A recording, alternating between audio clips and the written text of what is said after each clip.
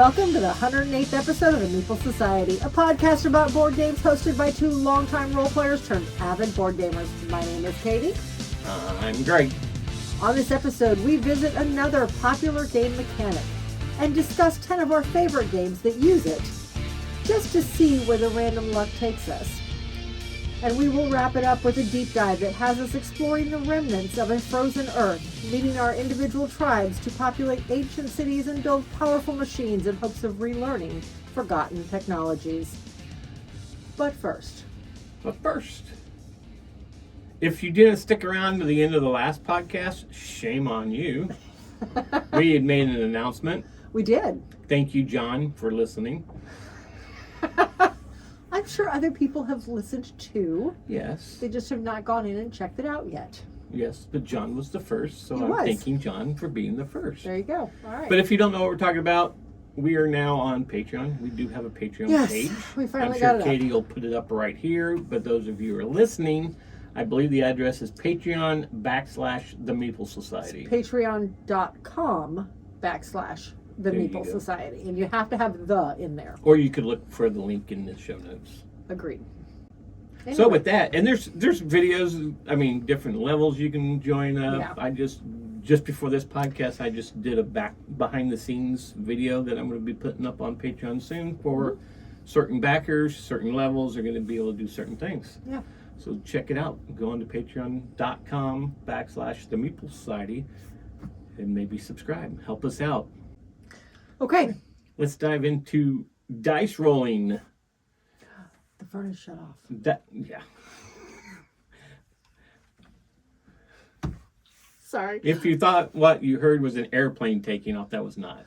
We now have a vent in this room. Well, we've always had the vent in this room. Yeah, the vent's always been here for 50 It years just now. It's wasn't been here. hooked up correctly. Yeah.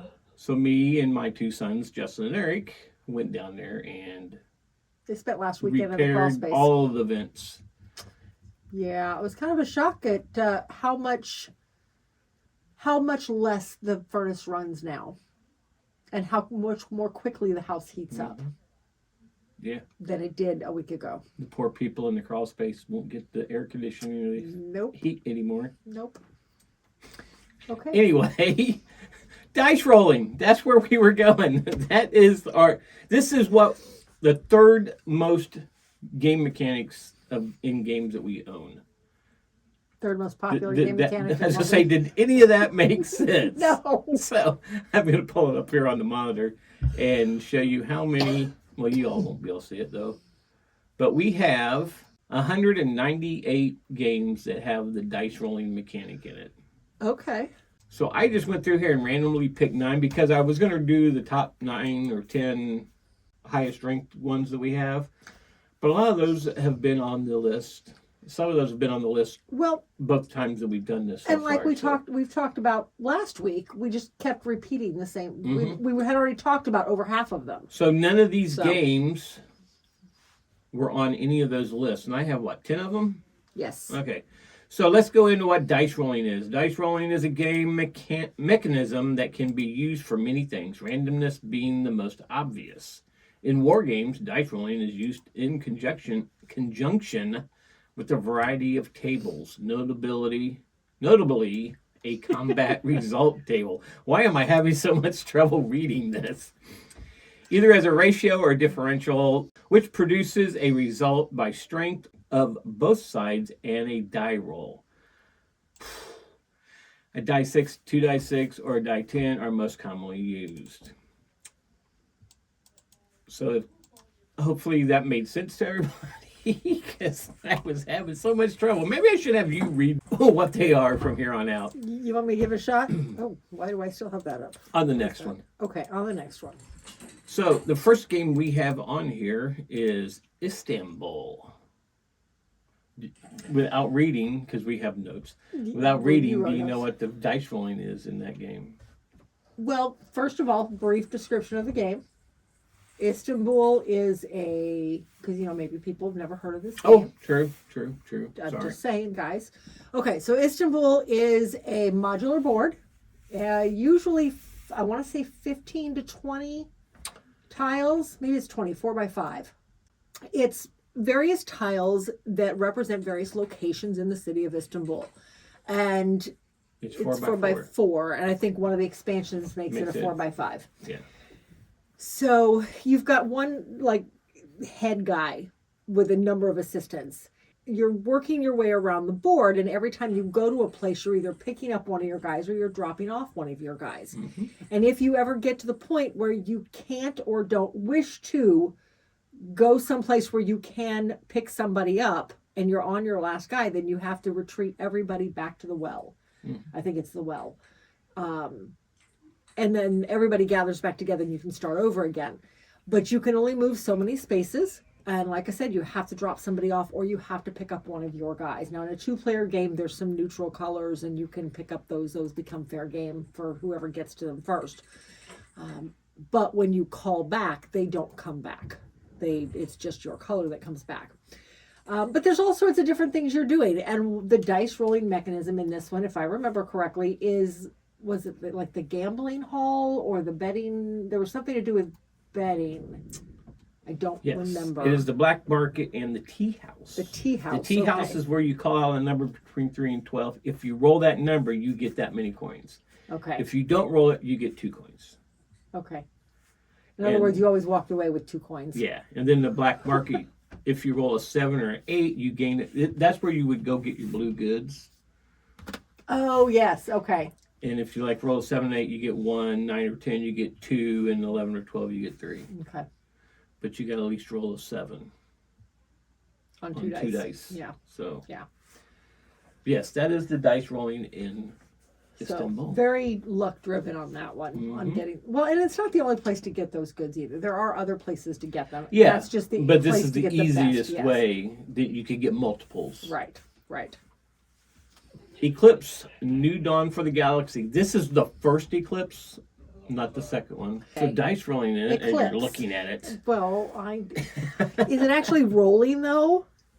I guess it is. Because it's your weapons and equipped on your ship. Okay.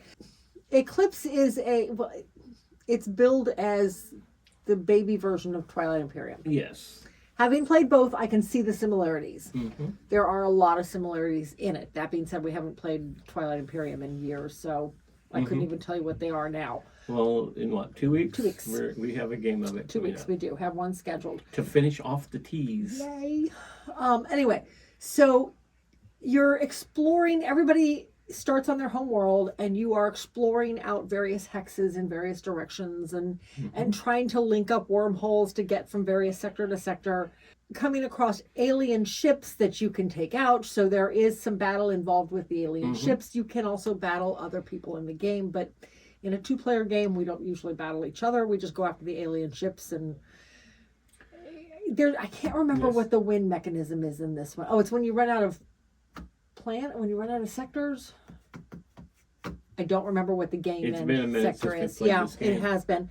But anyway, so yes, the dice rolling in this one is the battle system. Yeah, I think the last time we played this, we had a 4-player game. It was me, you, Connor, and Ben. Me and Ben was building up armies big time. Mm-hmm. And my armies looked like the cube from Star Trek. Yeah. But then me and Ben had that big epic battle at the very end of the game. Wipe each other out. Didn't Connor come in and take you both out? I don't remember. Recall. I don't remember it that way. I think I wiped Ben out. Did you? Okay. Yes. I doubt I wrote that in my notes on BGG. So anyway. Ben, if you're listening, let us know. So anyway, so the dice are used. It is part of the combat system, isn't it? Yes, dice represent the weapons equipped on your ship, and the goal of a roll is to determine hits and the subsequent damage dealt to enemy vessels. That's right, because on the tiles you can build your ship out of, that you can use to upgrade your ship, it shows different color dice. Yes. And each color dice gets stronger. So they're specialized dice. They're not just 1 through 6. No. They are specialized dice. And the red ones being a little bit stronger than the orange, which is a little stronger than the yellow, if I remember correctly. Yep. So, okay. All right. Mm-hmm. Dice Realms. Imagine that, this game being dice rolling. This one I really liked, and it took us a minute to find it, and then we paid a little bit. We did, and then it came out with a second edition, didn't it? Or something? I don't remember, but I know I've seen it a lot of places since. Let's put it that way. But this is actually a dice construction game it's a dice where you're rolling crafting dice to get the resources to be able to put a new piece onto your dice to make that dice even more powerful. Yeah. It's an interesting one. Yep. But and then the end of the game is whoever has the most points. yeah, it's literally all dice rolling and then dice.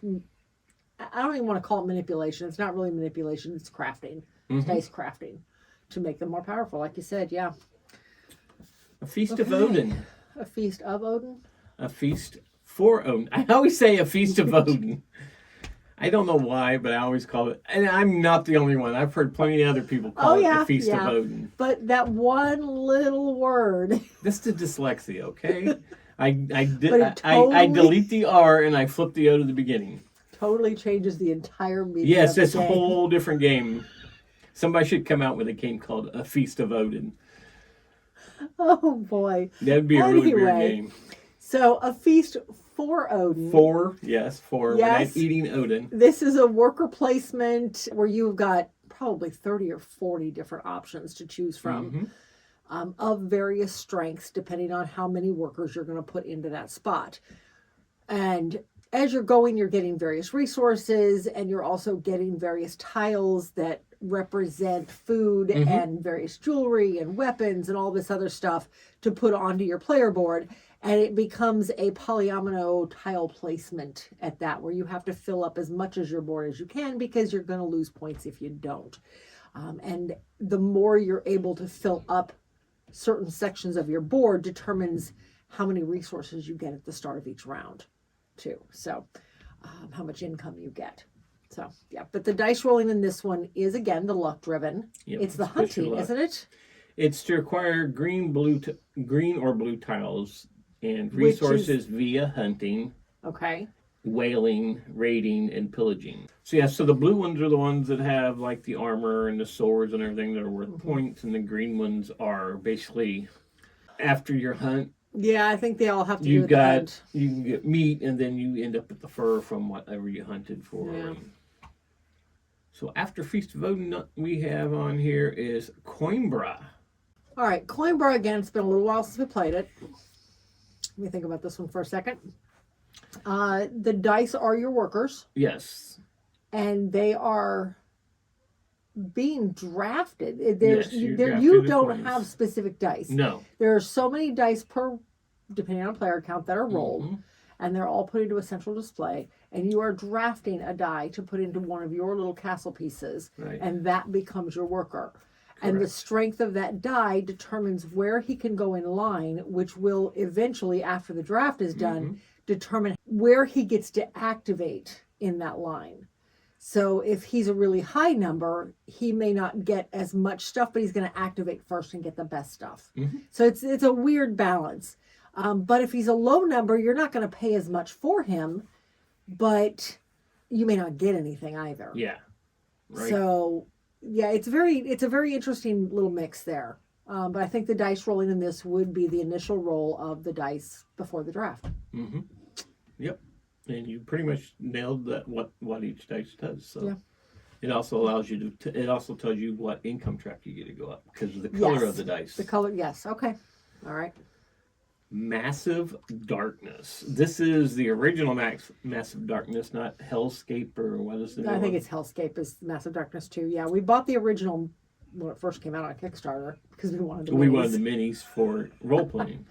Yeah, they've never been used for role playing. No, we've played the game. Yeah. So Massive Darkness is basically a big dungeon crawl. This one brings the whole light and dark areas of the dungeon into play. You get various bonuses if you're in the light versus the dark, and depending on the character, maybe you get more bonuses if you're in the dark. It brought in some very realistic looking creatures. Yes, it did. I keep thinking of that giant spider.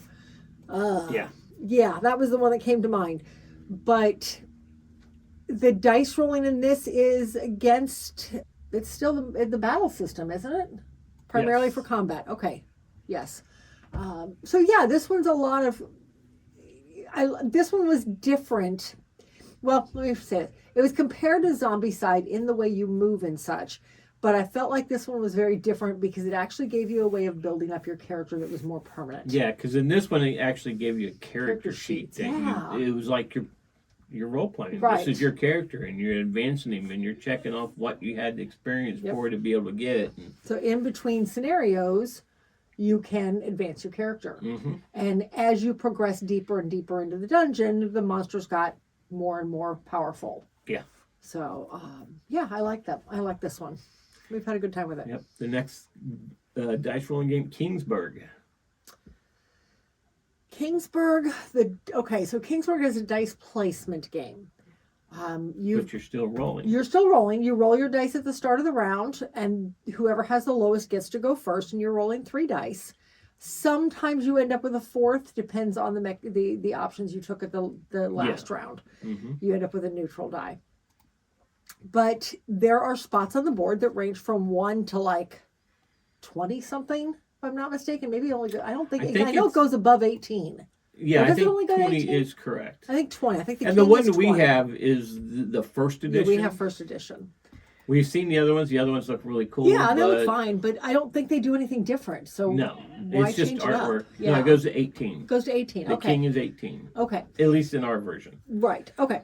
So on your turn, you have to decide how many of your dice you're going to use. If you rolled 2 5s and a 4, you're probably going last first. But anyway, you have to decide, are you going to put it on the 5? Are you going to put 2 of them on the 9? Are you going to put 2 of them on the 10? Or are you going to jump straight to that 14? There's also tokens that let you increase by 2. So you could go to 16 or to 12 or to 11. It gave you a lot of combinations on what you were going to do. But you could use each dice individually. The trick was that you could only each spot could only be inhabited once per round. So if you put your 2 dice on the 9 and all you have left is a 5 now, and somebody else took that 5, well, you don't get to use that dice. Unless you've got a plus 2, right? Then okay, maybe. But you've got to be really careful.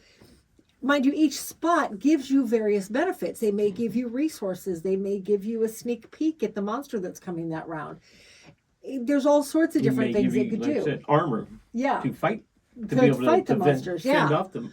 So it's a really, now talking about it, I want to get it out and play it. Yeah, this has always been a fun game. Yeah, I've always enjoyed this one. I think did we do a video of this one? I feel like we did. I think there is one from early. So oh, don't go back and watch that. Yeah, it's probably got a brown tint to it. Yeah, because I think is this the one Mark taught? No, he taught something else. No, never mind. But I think if it's out there, it's one that it was before we actually put a player mat down on our brown table, and it just kind of turned all the videos kind of with a brown tint to it. Before we realized that's what was happening. Yeah. We do. It's number 3 on my list. Or there's number 2 on my list. It was the second video we ever did. In December of 2020. I was going to say, this was still during COVID. Yeah. Yeah, don't go back and watch that, guys. just don't. Maybe we'll... Maybe we'll redo that one. Redo that one? Anyway. Okay. But yes, the dice mechanism of this one is rolling the dice at the beginning of the round. And again, that determines what actions you can take and the strength of those possible actions. So, yeah. Okay, so the next one. You Defense. picked this up. We picked this up at a Target. I think it was a Target find. Yeah. This is the Last Defense. It was so campy looking. Yes. And it was cooperative. And, okay, it was real time. We're not usually really big on real time games. But it was cooperative, so we thought, what the heck? This one is totally insane. Oh my gosh. This game is so much fun. This is one we need to do a video for. Yes. Because I don't know if you can find this game anymore. Oh, I don't know. Did we play this on the 24 one time? I don't remember. They all blur together after 24 hours, you know? Well, that's fair. That's totally fair. Okay, so Noble Knights actually has it for $5. I think we paid $10 for this, maybe 20 when it first came out. I think it was 15 to 20. 15. Well, Noble Knights has a find copy out, for $5 if you want to go and find it. I feel like if you like cooperative games, Mm-hmm. this is worth it. Okay, so the premise of this game. You are a bunch of regular citizens. I mean, straight down to the neighborhood dog, barbecue dad, the nurse. They're right here. It was soccer champ. I'm sorry, soccer champ, the good dog, the barbecue dad, the construction worker, the on-call nurse, and the skateboarder. Mm-hmm. And those 6 people have to work together. 5 people and a dog. 5 people and a dog. Sometimes dogs think they are human. Oh, this is true. I got a couple cats that think they're human sometimes. But yes, she does. But you have to work together to save the city. You have 20 minutes to do so. This is all controlled by an app, and the app is telling you when to put out specific things. Yeah. When you're going to put out monsters into what locations, and it'll tell you if the monsters move. It will tell you if you manage to defeat a monster and get what you need to defeat that monster. It will cheer you and applaud and congratulate you for taking out the monster. Yeah, and the lady who comes on that tells you that, what is it, the metal aliens are now at the mall. Yeah. So that's when you would go and put some of that. But it sounds like a newscaster that comes out. Does. Yeah, it does. In the beginning of it, sounds like you're listening to a newscast on the radio. Neat. It is so neat. I do love this game. I really hope that they never abandon this app because it'll be sad if they do. Mm-hmm. Okay. Well, I think this is this a Prospero Hall game. Yeah. And it was a Funko game. Funko Games is no longer around. Oh gosh, we probably ought to check this app. Make That's sure it why even still Prospero works. Hall all left, and then Funko sold their board games. I was looking for my phone in order to check the app. I'm looking at your phone. I am too. As well as everybody else watching this video. We need to remember to check this app later. Oh, it's the last defense, it says you roll 2 dice at the start of your turn to determine how many tool cards to draw, green die, and how many spaces you move, the movement die, to navigate the board, rescue scientists, and clear rubble. You may re-roll both dice once to optimize your turn. Yeah. Yeah, so you're rolling the dice, grabbing cards, moving, passing it on. Mm-hmm. Because again, you've got 20 minutes and you have to share those dice. Everybody only gets to take, one person at a time. Yeah, it's just a blast. Mm-hmm. So this next one. This one I know we've done a video of. Yes. We actually did a 6-player video of this. This is a game we bought while we were demoing it. Gosh. And we bought the last deluxe version of it at Gen Con. We did. 1 year. And this was The Reckoners. Yes. This one is based on a very popular book series by, Robert Sanderson? Yes. No. It is on Brandon Sanderson. Brandon Sanderson. Where did I get Robert from? I don't know. Anyway, well, I was probably thinking Robert Jordan. Because he finished up the Wheel of Time series. That's probably where I'm confusing it. Okay. So, by Brandon Sanderson. With this one, the dice rolling is your actions. Everybody starts the game. Your characters start the game with 6 dice. Everybody's characters start with a different mix of dice, and each color die has its specialty, basically. Each die, all the dice have the possibility of rolling everything. Each die has a better possibility of rolling one particular thing. So with this one, you are moving around the different spots of the city, and the number of spots in the city is always the players +1. So you can't ever cover everything. There's always going to be one spot in the city that nobody can get to that turn. Or at least not start there or end there. So you may get there, but you may not be effective. But ultimately, you're trying to take out whoever the big bad guy is. In the base game, it is Steelheart. Yes. In the expansion, it brought out a couple of others. Yeah. The expansion made it my really difficult. Gosh, I don't think we've ever beat the expansion. No, and in the video, if I'm not mistaken, we used the expansion. Yes. And I picked the hardest one to do. Yes, you did. With people who had never played the game before, too. Needless to say, we did not win. We got creamed pretty badly. So, yeah, we did do a full video of this one. That was done, 3 years ago? So. And the color in that one isn't as bad. So no, you can go and watch this one. Yeah, we're still kind of new because this was 3 years ago. 3 years ago, yeah. Anyway. So,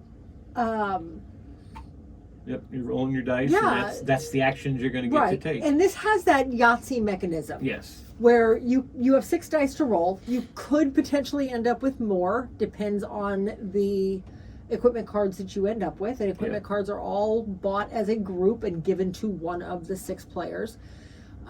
But you're rolling, you have to keep at least 1 die. You get to roll up to 3 times. You have to keep at least 1 die with each roll. And then you can roll the others again if you wish. And then whatever you roll on that 3rd roll that's what you're stuck with. So it's got that pressure luck of that Yahtzee mechanism. But yeah, I absolutely love this one. It's one of my favorite co-ops altogether. Okay, anyway. So that's Reckoners. Next one, gee, this is Firefly the game. Go figure you left this one for last. I'm going to let you explain this one. I'm just going to sit back for a while. Why? She's been doing so good at doing the games here. That's why I always let her do it and why she does the rules breakdowns. But this one is, I wrote these down, but I'm trying to remember what they were. You roll the dice for misbehaving. Right. And some of your jobs you have to roll dice for. Did you do it for traveling? Nope. It's been Traveling a minute is since a we've card. done it again. Okay, so the basics of Firefly. This is a space exploration sandbox game. Yeah. This is the definition of a sandbox game. Yeah, I know how to play the game. I'm just trying to remember where the dice come in at. I'm explaining it to them. Okay. Anyway, so you are using cards to fly around the verse, and this is based on the very popular series Firefly. Mm-hmm. It's 25 years old now, 24 years old. Something It just like had that. a big announcement about they're finally doing a season 2. I'm so excited, even if But it's animated. I don't even care. They're doing a season 2. I'm excited. We did not discover this series until long after it was off the air, unfortunately. We knew about this series. We did. We meant to watch it when it was originally out, and we never did. Nope. And then it just disappeared, later, and because we it never was only seen on it. for 11 shows, which is sad now. At the time, it didn't mean anything to us, but we discovered this series many years later. Mm-hmm. I don't remember how we were doing one of the guys was doing a Firefly game. They wanted to do a Firefly role-playing game. And you decided you were going to be the pilot. So everybody talked us into watching this series. So we watched it. And you came back and goes, I don't want to be the pilot Well, anymore. I watched the movie. After the series, I watched the movie. And that is why I said, I don't want to be the pilot anymore.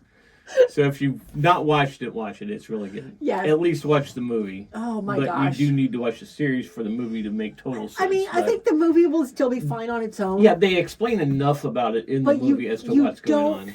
I don't think, in order to truly understand, not truly enjoy the movie, to enjoy it to its fullest, you have to understand the characters. You have to understand that dynamic between all 9 of the characters. Yeah, and you can't do that in just the movie. I mean, the movie describes kind of what's been going on. Right, but you miss the dynamics. Yeah, you miss the everything. chemistry. Yep. So the chemistry is not as obvious to you. Let's put it The that way. definition, though, I found on there was it says you primarily, I cannot talk today.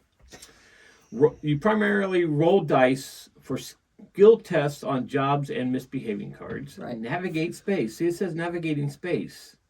And managing NPC movement. There are some dice rolling, because when you're navigating space, it's all a card draw based on what part of space you're in, whether you're in the core, whether you're in the outer areas. That's true, but there are some cards that require you to scavenging roll. and stuff like that. There are some cards that have that luck roll in. That's in right. there. Okay. Dice determine success of crew actions, speed of travel, and how Reavers or Alliance cruisers. I double spelled Alliance. Cruisers move across the board. I don't know if that does that, though, does it? Because it's the card that moves it.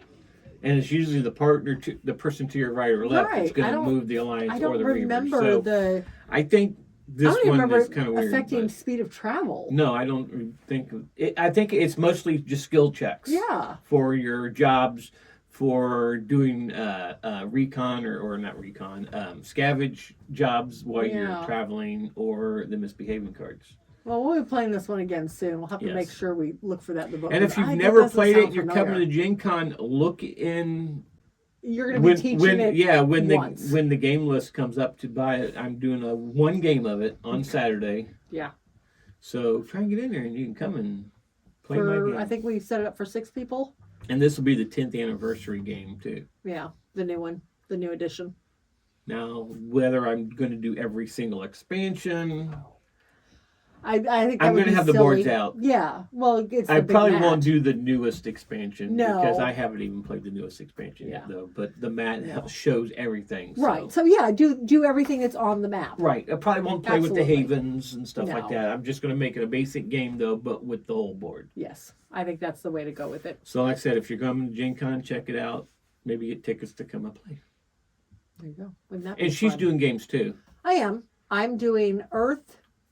And I'm doing 2 games of Earth, 1 of Amazonia, Life of the Amazonia, and 1 Planet Unknown. Mm-hmm. And you were doing 2 games of Rock Hard 1977, right. And then 1 game of Firefly. And then our son is doing 3 games of Heat. Mm-hmm.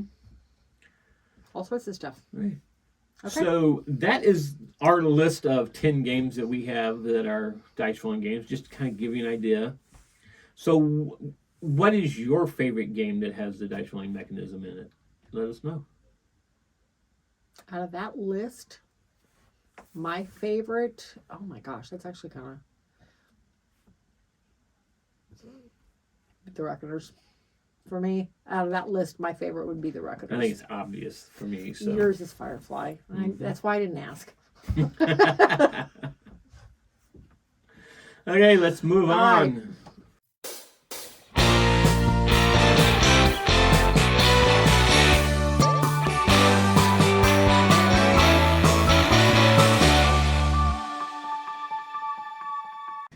Okay, so this is where we normally do our first look, but today, as you can see, we are doing Revive, and we're actually going to deep dive this.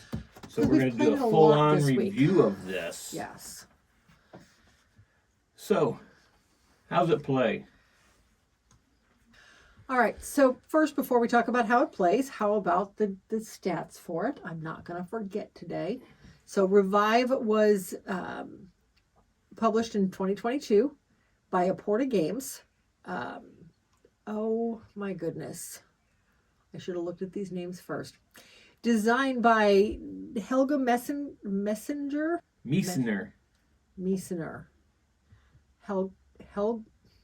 Helga Messing. I'm going to list the names right here if you're watching. But Helgi Meissner. There you go. Christian Hamundsen Ostby. Oh my gosh. Elis Svensson and Anna, or probably Anna. Anna Wormlin. Artists. Germond Bone. Bone. Martin Motet. Dan Roth. And Jesse Topfer.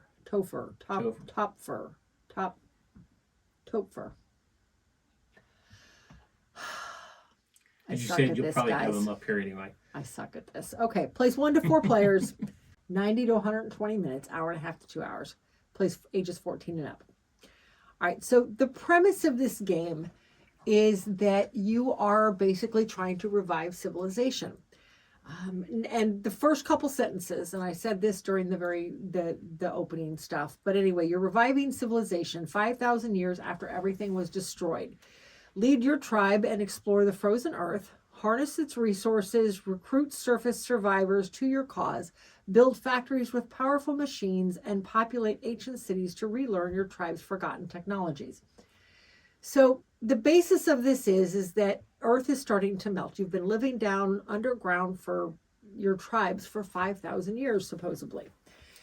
The area around the hole down underground is starting to melt, and those areas are flipped over, and you can see what's there.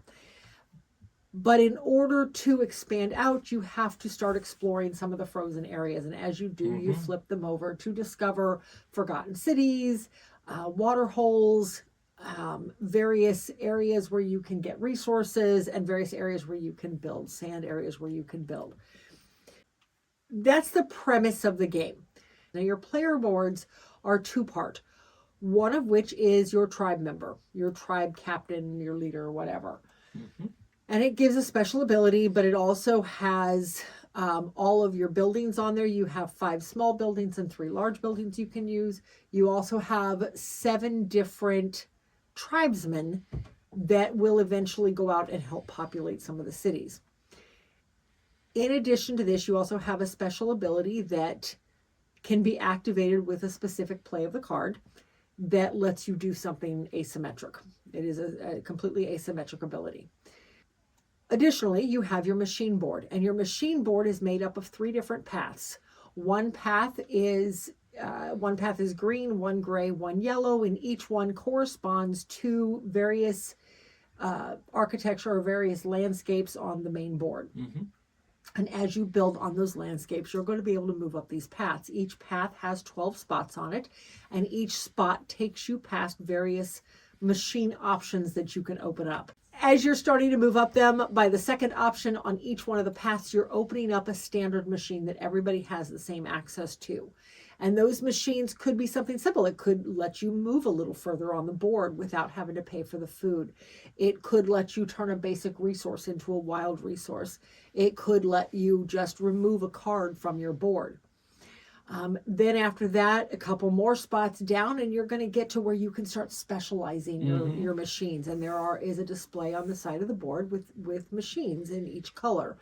And those machines could do various different things. They could help you with your building costs. They could give you extra energy. They could give you extra of why am I drawing a blank on what they're called, the little module inserts for your board. Those are the slot tokens. Yeah, I think they're called slot like tokens. The board itself, the machine is in the middle of the board. On top and bottom and 1 slot on the side, there are slots for cards. And on each of those card slots are slots where you can slot in they're little slot tokens. I started to say slot machines. You can slot in these little slot tokens. Well, they are in the desert. Well, that's true. But you can put these little tokens in, and the tokens can be one of 3 different colors or a combination of 2 of the 3. Mm-hmm. Each one of the areas, all 5 of them, have one little symbol that says, hey, if you put a slot token right here, you can activate it immediately, and you get those benefits. And these tokens could have things like gain 2 extra gears. The gears help you build. Gain 2 food. Well, the food help you move. Gain a crystal. The crystal's wild, but it also helps you with some of your faction abilities. There are some of the new ones from the expansion, Call of the Abyss, that will, you pay something in order to get points, points, or to get one of your faction abilities, that type of thing. So all sorts of different movement options and different resource options. So there's 3 different basic resources in the game. I've already talked about the gears. Those help you build. I've talked about the food. That helps you move. And then there's books. Books help you to populate. But the food and the books also help you to explore. So they're kind of dual purpose on those. So now, the 5 options you have on your turn. First is to lay down a card. And when you are playing a card, each of the cards have symbols on the top of the card and symbols on the bottom of the card. Whatever you're going to activate will determine where you need to slide it under your board. Which of those card slots are you going to put it into? If you want the action on the bottom, which is typically a little more powerful, then you need to slide it onto the bottom of your board. If you want the resources from the top of the card, you slide it in on the top of your board. And when you do that, you're looking at the resources on the card, what it gives you.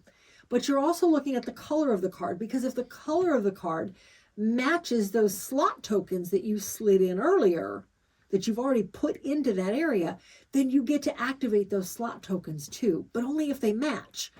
So there's a lot of thought process that goes into which card am I going to play and where am I going to play it. Some of the cards will, first of all, each slot can only take 1 card unless you use a machine to remove a card so that you can reopen that slot back up. All right, so that's playing a card down though. Another option you have is to go out and explore. This costs you food or food and possibly books. Yes. Depends on where you're exploring. It's going to get you victory points, but it's also going to get you another card. Now, there is a display of tribe cards in the middle of the table or on the side of the table, depends on where you set them up at. But there is a display of 5 tribe cards. And every time you explore, you get to choose one of those cards and immediately put it into your active area, which means you can play it now if you want to. Yes. Well, when you're finished on exploring. your next turn. When you're finished exploring. Mm-hmm. So you explore, you get your benefits off of it, you flip over the tile. That's that. If when you explore, you happen to put down a resource area next to where you've already built, or anybody has built for that matter, they get to move up on their track. I'm going to come back to, well, we're going to go to that right now, because the next option is building. You can build. You have a total of 8 buildings that you start the game with, 3 large ones to 5 small ones. When you build, you pay gears to do it. 3 for the small buildings, 5 for the large buildings, and then you put the building down. I mean, technically you can go anywhere you want. However, you got to pay travel costs. Travel cost is a food for every space you skip over. So, and you have to count off of someplace else you've already built, except for the very first move of the game. Where you go from the center. Where you go from that cavern that everybody came out of. Mm-hmm. So if I'm building right next to someplace I've already built, then it doesn't cost me any food because I'm right there. But if I'm skipping over 3 spaces and then building, mm-hmm. I have to pay 3 food plus all the gears to build. Wherever I decide to build, I look at all the various terrains around it. Now, you can only build on sand, but around it could be fields. It could be forests, or it could be mountains. And any of those 3 areas are going to push one of those tracks up, either my yellow, my green, or my gray tracks up. Mm-hmm. And again, those will get me various benefits and various machine options as I go. Okay, so you're building. After you've built, now again, that goes back to that whole, when I'm exploring, if I flip over a tile and suddenly there's a mountain, and I can decide where I'm putting that. I can decide how it goes back down, because it could be one of 2 different ways. If I place a mountain down right next to someplace I've already built, I get to move up on my gray track. If I put a mountain down to where Greg built, well, then now he gets to move up on that gray track, not me. Whatever. But also in the building, I forgot, the big buildings give you 2 of something, which is nice. So if you lay down next to a green and a gray, I get to move up twice on the green and twice on the gray for building a large building there. Mm-hmm. Now, there are also water areas that have various bonuses in them. Each player is allowed to claim those bonuses once. Doesn't matter how many times you build around that lake, you claim the bonus once, and that's it. But if somebody else builds right there, then they get to claim it as well. All right, the 4th option you have is to populate. Now, there are various abandoned cities throughout the board, and you're going to be flipping these over as you go. And as you populate, you put one of your meeples, you take one of your little tribesmen off of your board, and it's just kind of like a tree type thing. You have to take the bottom one first, and that opens up your tribe ability. Mm-hmm. It's, some of them cost, most of them don't, but it'll give you a one-time ability. Every time you do this action, you get this. Well, that's not really a one-time ability. Well, no, I'm sorry. It's not a one-time ability. You're right. I'm sorry. It'll give you a situational ability, mm-hmm. typically. When you do something, you get this for it. Or it costs you this much less, or whatever the case may be. So you take one of your tribes people off your board that are open, because like I said, you can't just jump to the top where you actually get victory points and artifacts. You have to start at the bottom where you pick up your tribe ability and then some of the other stuff. You place them into the city that you've just discovered or you've just landed on. And that's it. That's all they do. They open up stuff. But it costs you books to put them out. Anywhere from 2 to 4 books, depending on how far up the tree you've gone. There are also end game scoring pieces on all 4 corners of the board. And you can also populate on those. So you pay the books. You pay the travel fees, because if you're not right next to it, you've got to pay the food to get your guy there. Mm-hmm. And then you can claim one of the end game scoring options on the corners of the board. The 5th action is the switch. The switch is just a little switch up on the corner of your board that if you can use it once per turn or once per round, or once per hibernation phase, I guess, unless you have something that lets you reset it. But you switch it down, you gain a resource. Of some sort. That's it. All right, so this one does have, it came with a scenario pack. Yes. 5-game scenario pack.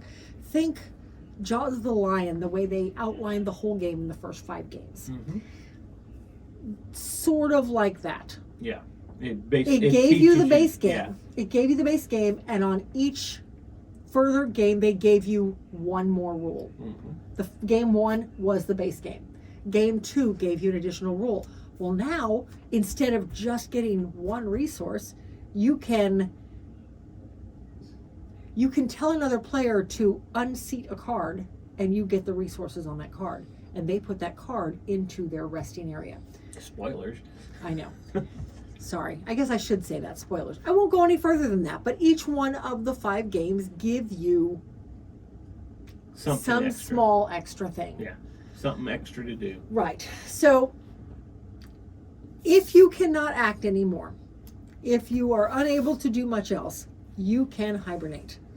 Hibernate is the only thing you do on your turn. You move your switch back up, you reactivate it basically.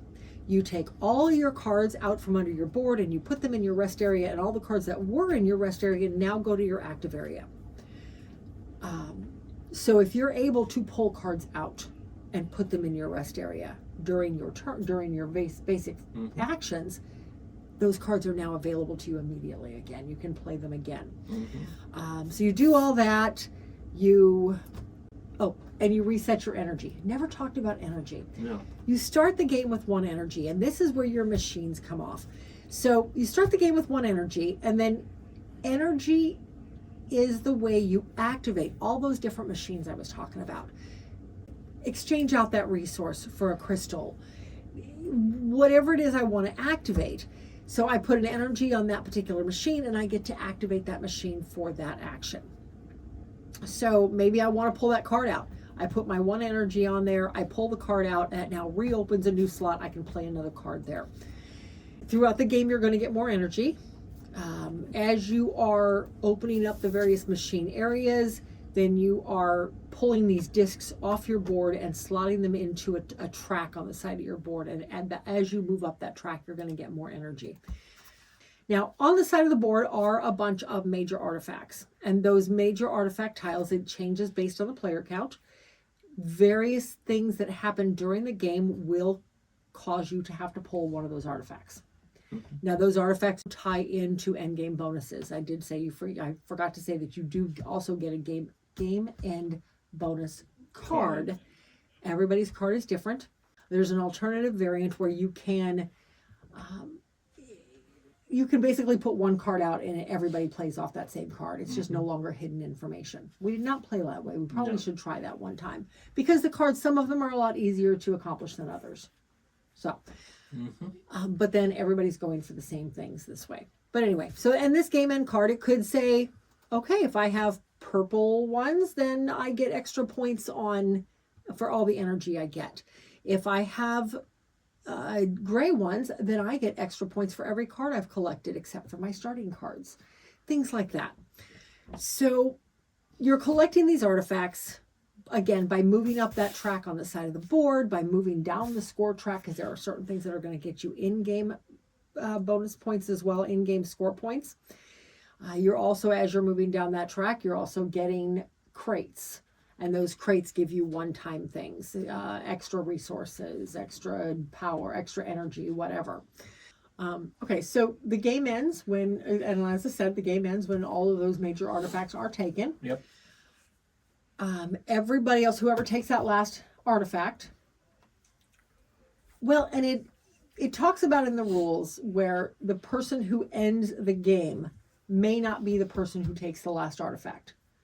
The person who ends the game could have triggered something that made somebody else pick up that last artifact. Maybe it gave them a point and that got them to the artifact space.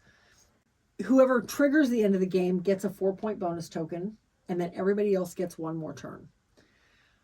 And then the game's over. You count up your points. You get points for that progress track on the side of your board that you've been climbing up. You get points for any of your unlocked technologies, which is all of those technologies on your player board where your people were residing on that tree. You get points for each of the large locations on the edge of the board that are endgame scoring. So any of those areas you finally made it out to, those give you points. And I should say, this whole board is modular. Those corners change with every game. And they're double-sided. So there's a lot of different options there. Yeah. But we'll get into that in variability. So if you, on your machine track, if you get to the very end, you unlock a machine that lets you count points for the cards that you have. Of that color, right. On the gray track, if I get there, I get points for all my gray cards. On the green, for my green cards, etc. And then you get points for any minor artifacts you may have gotten there in the last turn of the game. And then finally, you get points for any remaining resources to a point. It's like a 1 for 5 conversion, so it's not great. Or 5 for 1, I should say. And then you get points for that artifact card that everybody starts the game with. The secret goals that you have off that artifact card. That's the whole game. Okay, so that is how it's played. Let's go into this artwork. The artwork on this board. I mean, it's all hexagons. I mean, it's fine. Yeah, it serves what it's supposed to do. One side is supposed to show the snow cover. The other side is where it's thawing out and everything from where people's been walking around on it and everything. I like the artwork on the snow side. It's all very clear as to what you need in order to do it. It's clear as to what you get. And it shows where the lakes are at. Yeah, it does. Each of the cards on the flip side, on the snowy covered side, it shows you that there is going to be either a lake or a city on those tiles, or you're just going to get a couple of resource hexes. Right. So it does kind of give you a clue as to what might be on the other side of the card. Now, the one thing on this, where you've already flipped all over your tiles and everything, and you can see the artwork that's on the other side, I kept losing where you could put your people tribes at. people, It blended in with the gray areas, which are the mountain areas. I feel like those cities could have been a little more defined. Yes, I'm not real. That's the only piece I'm not really. I know they're keeping with the color tone of it though, but it out there on that board with all these tiles turned around, you lose where you can put your people at for the cities. Yeah, I agree there. Yeah, but other than that, I mean. Yeah, I like it. I like that on the side of the board where the major artifacts go, it looks like something has literally impacted the earth. The snow is because they're supposed to be like meteors. Yeah, they look like the crystal skulls from They do look Indiana like Jones. skulls, but really elongated skulls. But if you look at some of them, it's like they have a face on both ends of it. Yeah. I don't know if you've ever noticed that. They look creepy. Yeah. No, I've noticed. They're kind of weird looking, but it is. Well, okay, sure. Yeah, so but otherwise, I like the artwork. The artwork it's fine. It's fine. The artwork on the cards is. I mean, they repeat the same people each time, but again, it's fine. It's very clear as to what it is. So no arguments there. How about the game components? We have the basic components. We've got no upgrades for this right now. And I think it was all fine. It's all cardboard, but it works. I mean, it's not the super thin cardboard. It's not super thick, but it's your basic cardboard, your basic cardboard chits. There's no dual layers to it, though. Well, no, the player board is dual layered. The machine track. The machine track is dual layered. The machine track is dual layered. Where your little slots go are dual layered. Yeah, and where the resource tracks are dual layered. That's that part is dual layered. Yeah, the machine board is dual layered. The player board itself is not.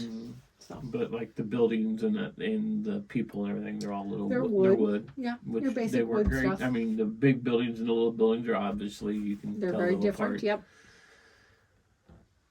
Ease of play. I think once you got going, it's fine. There's only 5 options. They do give you a card that kind of outlines your options in all pictograph type format.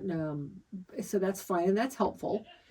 They do actually give you a couple of large cubes that is meant to pass around the board, pass around the table. So each player uses them.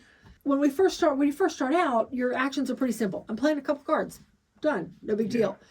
But as you get further into it, okay, I'm playing this action. I'm going to go ahead and build, but building gives me this and this and this, and I've just opened up 3 different things, and I'm going to use that energy to do this, and then I can do this off of that energy. And oh wait, how many turns have I actually taken? By like your third round. So you forget what you've done and what was your actual action versus what was freebie actions off of the energy. Mm-hmm. So, yeah, they recommend you use it. And because once you get those combos going, you forget what you've done. Yeah, because your first turn could have just been like, or you're like, okay, before I do this turn, I'm going to use this energy for that, so it does this, and then this energy will allow me to do that, so I'll be able to put this building out, or I'll be able to put these people out in that city and everything. And then when you get done with all these free actions, then you're like, okay. Did I take an action? No, that wasn't an action. That was all free actions. I still have my 2 actions. You can do as many free actions as you have the energy to do. Yeah.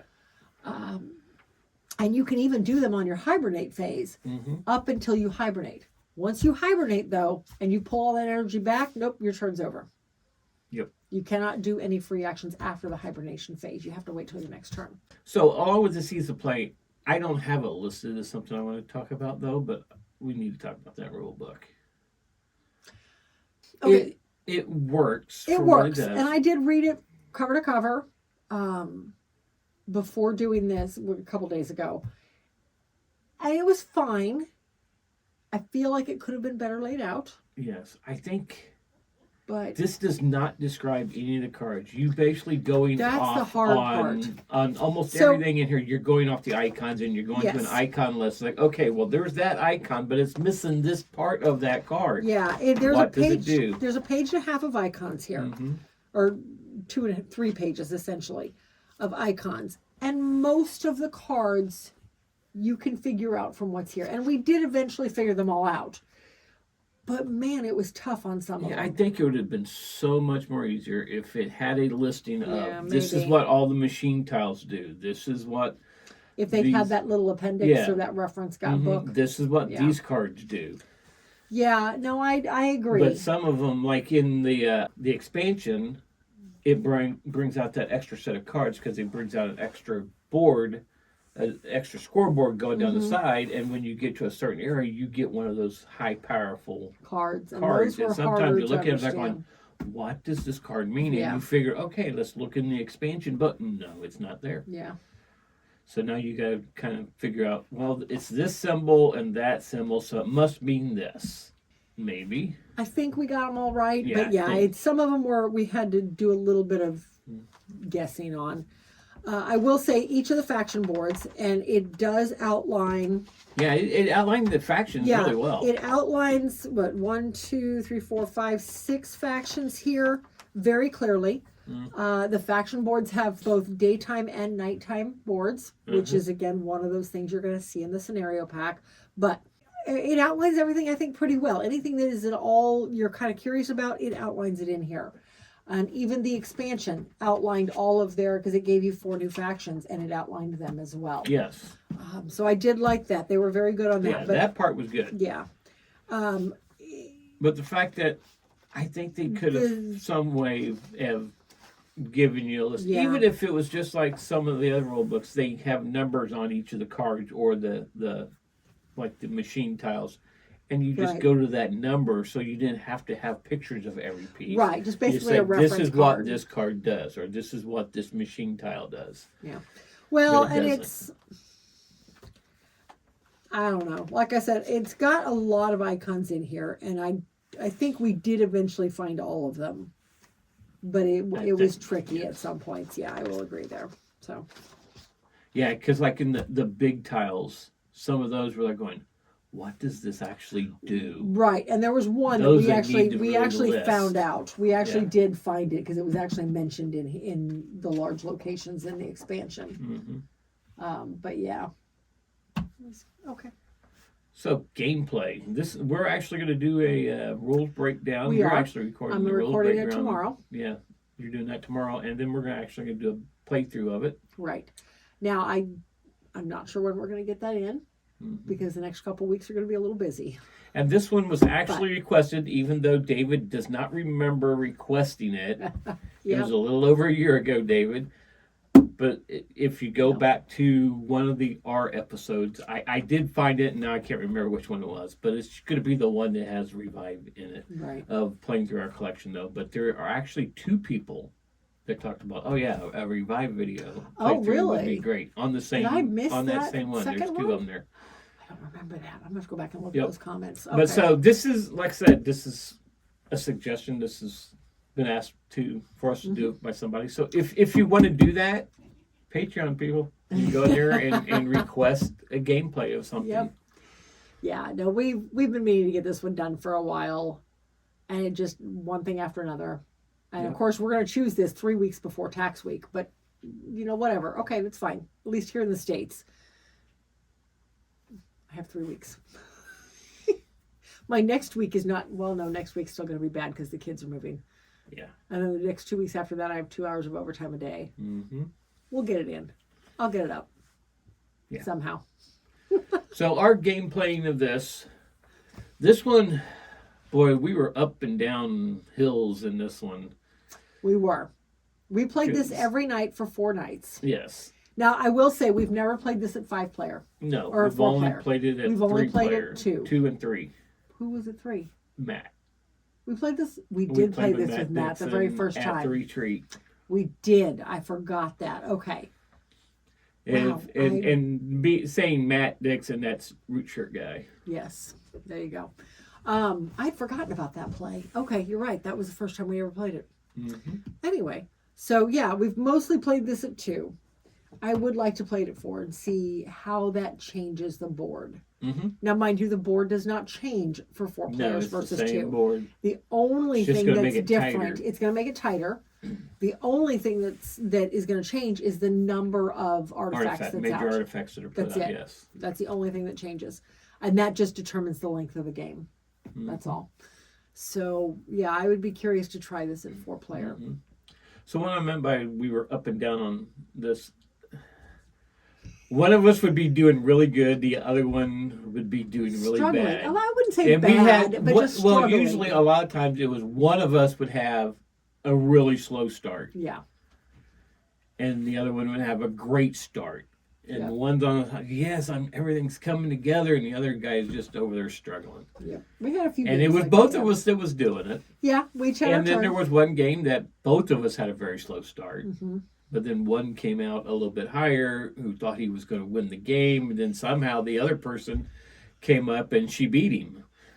We won't say names. We won't say who that person was. But, it happens. Mm-hmm. It happens. Okay, let's go on to replayability. The board is totally modular. It is. Everything literally changes. Everything changes. The game. Yep.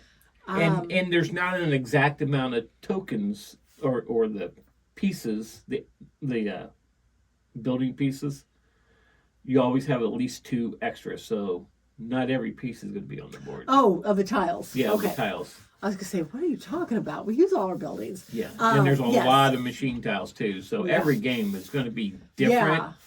But when I see replayability, will the game change? I think the game, how you approach the game will change based on how the board is laid out, but it will also change based on the faction that you choose. Correct. And there are 6 factions that are double-sided, 4 factions that are single-sided. They came with the expansion. Yes, I'm sorry. Those were from the expansion. So you've got 12 possibilities in the base game alone and another 4 in the expansion that all behave very differently. And now, mind you, the day and night side of I happen to be looking at Kunabon on the back of the box. They are similar in the way they behave, but the night side power is different. So you're going to approach the character differently. Yeah. So there is that. And each time we played with a different character, night versus day, with the expansion boards. We played with a variety of boards. And each time I found I was approaching the game a different way based on what her ability was or what the ability of the power was. trying to make use of that power as much as I could. So, I mean, I would say it has a decent replayability because of all those options that it gives you. Depending on what tiles are out on the board, what Those character machines. you're playing, and the machines. The machine how your options machine are is going to be, huge. how it's going to set up. Yeah. Because there was plenty of games, I would have to say at least 3 of the 5 games that we've played, I got the 2 machine tiles that allowed you to pay 2 less bucks when doing something, or 2 less gears when building. And you got a lot more of your tribesmen out every time. Yeah. In fact, I think you triggered the end multiple times because that top row where the tribesmen sit, and you always beelined for that top row, gave you an artifact. Yeah, it does. Which is a multiplier for scoring and progresses the game faster. Yes, and actually all 3 top rows. Yeah, all 3 of them do. You just have to get to them different ways. You can't just jump to one. Right. You got to each go one up the takes track. somebody else to get there. Yeah, it's a tree format. So Yeah. I like it. Like I said, we've played it 5 times now. I'm still enjoying it. I feel like there's still factions out there I want to explore. I want to try that Falcon one you did on the last game. That seems really interesting. The Falcon one actually came with the expansion, correct? I believe so. Yes. Or no? No, that The was a regular Falcon one, is because that was the actually nighttime is power. a spoiler. It's with the It's game. you get 5 rules. You could actually just open them all up and just play with it right off the base game. Yeah. When we do the video, we're just doing the base game and the expansion Yes. together. We're not going to add in the rules, Yeah, just in case you want to explore it for yourself. yeah. We'll leave that out. We won't play with those rules. We'll do the base rules and the expansion Which is rules. going to be hard because we've been playing with those rules all week. It will be, but you just got to remember We what. have to go back it is and we're back doing. those rules back out again. Yeah. Yeah. Okay. Final thoughts. I enjoyed it. I enjoyed it more than I remembered. Maybe because we actually dug into it and really got to know the rules, which was nice. It's always nice when you can really, dig your teeth into a game. I enjoy doing that and playing it over and over again. So. Yeah, I really enjoyed the game. I think you won more of the games than I did. I think I may have won this once or twice. You won the first one we played. And then I never won another one. I think Because somebody figured the game out faster. I did. Because I would get out there and I'd flip over tiles. It's like, okay, yeah, I need to go that way because I would like to get to that large tile because I'd like to score those points because it's helping me on my bonus card down here, my secret goals. It also scores more, so I need to get down, and then I'll forget what I'm doing. Right. And all of a sudden, I'll start turning in a different direction. It's like, wait, I'm getting farther. No, I've got to go that way. And then you cash in because I just set up a really sweet spot thinking that's where I need to go. And I end up going a different direction because, I want to turn this card over because this is going to get me more points. It'll get me another card. And exactly. That exploring action is huge. Yes, it is. Because that gets you the cards, and the cards enable you to keep moving between hibernations. Yes. So you feel like, especially early in the game, like you hibernate after 2 or 3 actions because there's nothing else you could do. You only start the game with 3 cards out. You start the game with a total of 6 cards, 3 of which are automatically in your rest area. The other 3 are out for you to use. If you don't start exploring, mind you don't start with resources either. Right. So if you don't start exploring and figuring out how to build right off the bat, you're going to be hibernating really quick. And that first hibernation does come pretty quickly. But then you can really stretch out that second one just by exploring and getting more cards. Yeah. But you got when you do all that explain, you got to watch it because you might give somebody else a way to beat me. Like, ooh, look, he just put that up, and he's not going that way because he doesn't have the resources to build that. So I'm going to go over here and take it. Well, There was a couple spots I was like, I had opened it up. I was like, okay, that's where I need to go. And on then that same round, a couple times on that same round, you built right with. I needed some more resources. I get that. It's like I was like, but I got to get over there. I need to get some gears so I can get in there. And in the round before I'll have enough gears, you built there a couple times, and so it's normal for for our gameplays that she does that to me all the time. But well, and this is why I want to try with a 4-player game at some Right. point, because you cannot build on the same locations. You can No. jump over them. It still costs you food. You can move through them, but you cannot build on the same locations. You can populate the same locations, though. And when you populate a location, you're paying books based on the tribe member you pulled off. But you're also, if you populate in this, and this includes the game end stuff on the end of the around the edge of the board.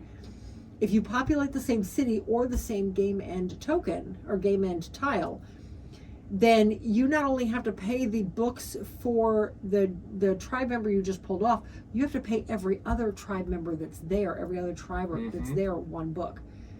Not just pay an extra book for them. You have to give them one of your books. yes. So you want to be the first one to get someplace.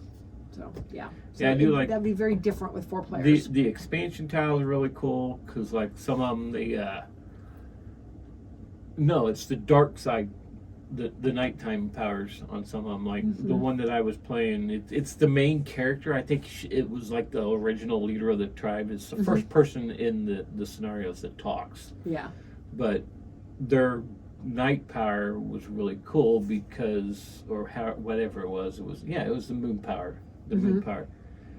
They had little hexagon squares that were the forest movement tiles, and you could, I can't remember exactly what it was you needed, but you could put one of those out on a sand area by you, and then you collected however many forests were connected to that area. You would collect that many books. I think that was in Nadir. Because I think you played that one on Tuesday. I'm sure if anybody's played this game with the expansion, you know exactly what I'm talking about. But yeah, that made it really cool. Like you had one that you would at one point it would be daytime, or with the other time. Yeah, that was the one I played. Change your the last out. one I played. Yeah, every time you hibernated or did my faction ability, which again was a symbol on a card. But every time I did one of those, I would flip the token over, and my powers would change based on whether that token was on daytime or nighttime.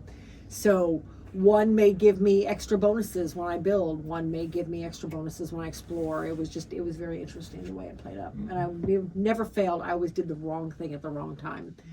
But whatever. Okay, so my final thoughts is I do like it. I do want to play it at a 4-player count. Yeah, and see how it does at a full player. And yeah, I'd recommend this game. Yeah, I would too. It's a nice middleweight tile revealing game. It's not tile placement, it's a tile reveal. Tile flipping. There you go. Yeah, Is there that a you mechanism? go. Tile flipping.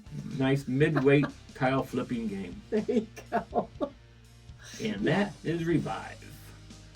So this is going to do it for episode 108. If you like this episode or any of our content and haven't subscribed to the podcast, please do so by going to iTunes, Apple Podcasts, Spotify, or wherever you get your podcasts. And while you're there, give us a rating and comment. This is how others can find the show. But in the meantime, if you want to follow us on social media just to keep up with us and see what we're doing, follow the links in the show notes. There you'll find links to Facebook, Instagram, X, TikTok, YouTube, Threads, Discord, Blue Sky, and our merch shop. Or you can contact us directly at meeplesociety@mail.com. Don't forget our Patreon at patreon.com/the Meeple Society. Thanks for listening, and we'll see you at the next one.